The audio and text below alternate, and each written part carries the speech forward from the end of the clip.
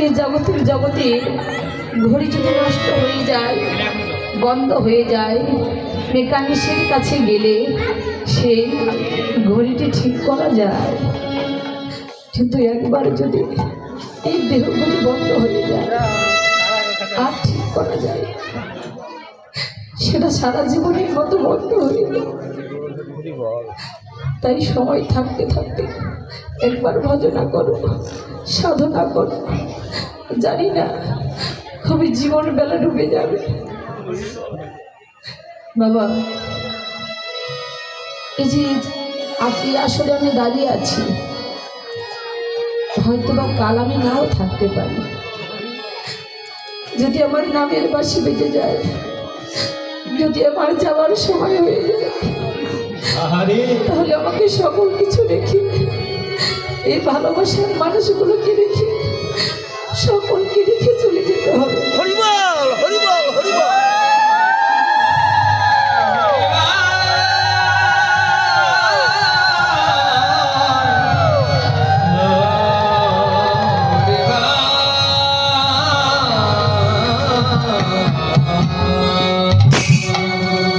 যেদিন চলে যায় সেদিন আর ফিরে পাওয়া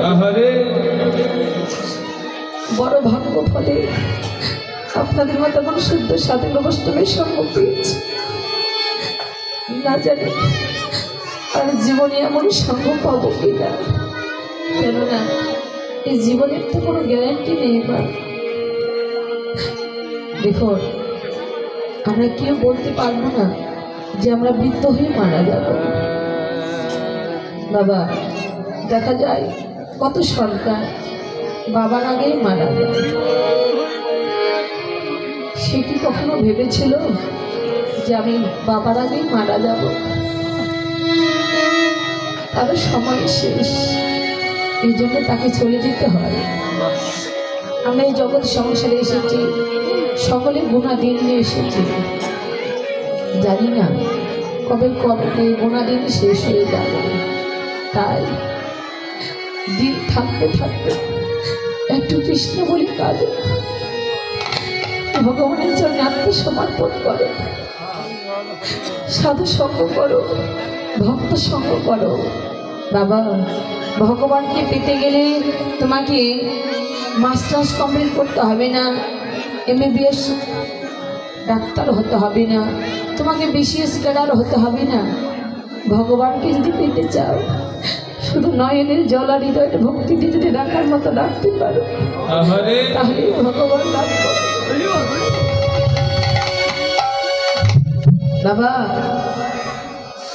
আমার ভগবান গৌর হরি যে এই নদীয় আসলেন, তিনি হচ্ছেন করুণাময়, কৃপাময়। যে ধন গোলকে গোপন ছিল, সেই মধুমাখা হরিনাম নিয়ে আসলেন আমার দয়াল হরি, দয়াল ঠাকুর। আমার ভগবান বললে, হে জগতের যে, তোমাদের আমাকে পাবার জন্যে ওই বনে গিয়ে তপস্যা করতে হবে না। বাবা, সত্যযুগে ছিল ধ্যান তপস্যা। সত্যযুগের মানুষ আমার ভগবানকে লাভ করেছিল, যুগ যুগ ধরে সাধনা করে তারপরে ভগবান লাভ করেছিল। ত্রেতা যুগে ছিল যাগযজ্ঞ, কত বড় বড় যজ্ঞ ছিল, অশ্বামের যজ্ঞ, যজ্ঞ করে ভগবানকে পেয়েছিল। দাপর যুগে ছিল ভজন সাধন, ভজনা করে আমার ভগবানকে পেয়েছিল। বাবা, ওই ব্রজের গোপীরা আমার ভগবানকে যে প্রতিরূপে পেয়েছিল, এমনি এমনি পায়নি, তারা ভজনা করেছিল। যে কার্তিক মাস চলে গেছে, ওই কার্তিক মাসে তারা 1 মাস হবিষ রন্ধন খেয়ে মা কাত্যায়নী দেবীর পুজো করেছিল। তো মা কাত্যায়নী দেবীর কাছে যখন পুজো করেছিল, মা কাত্যায়নী দেবীর কাছে তারা সকলে প্রার্থনা করেছিল করজোড়ে, হে মা দেবী, তোমার কাছে আমরা ধন ঐশ্বর্য কিছুই চাই না, আমরা তোমার কাছে এটাই চাই, ওই নন্দের নন্দন শ্রীকৃষ্ণকে যেন আমরা 1 রজনীর জন্য হলেও প্রতিরূপে পাই। তো মা কাত্যায়নী দেবী তাদের আশীর্বাদ করেছিল, ঠিক আছে, তোমাদের মনোবাঞ্ছা পূর্ণ হবে, ওই নন্দন শ্রীকৃষ্ণকে তোমরা 1 রজনীর জন্য হলেও তোমরা প্রতিরূপে পাবে। তারা আমার ভগবানকে প্রতিরূপে পেয়েছিল। কিন্তু বাবা এই কলিযুগের মানুষের স্বল্প আয়ু, অন্নগত প্রাণ নারীগত মন। তাই আমার ভগবান মনে মনে চিন্তা করলেন কলিযুগের মানুষের পরমায়ু মাত্র 100 বছর। তাই ভগবান চিন্তা করলেন আমার কলিযুগের মানুষ কখন আমার নাম ভজনা করবে, কখন বা সাধনা করবে, কখনো বা যাগযজ্ঞ করবে। তাই ভগবান সুবিধা করে দিলেন, হে কলির জীব, তোমাদের ওই বনে গিয়ে তপস্যা করতে হবে না, যাগযজ্ঞ করতে হবে না। তোমরা ঘরে বসে যদি শুধু ওই 16 নাম 32 অক্ষর ওই নামে যদি ডাকার মতো ডাকতে পারো তাহলেই তোমরা আমাকে পেয়ে যাবে। তাই তো বললো হাতে করো গৃহ করো বা মুখে করো হরি, অনায়াসে দেবে তুমি সেই ভগব সিংহ পার।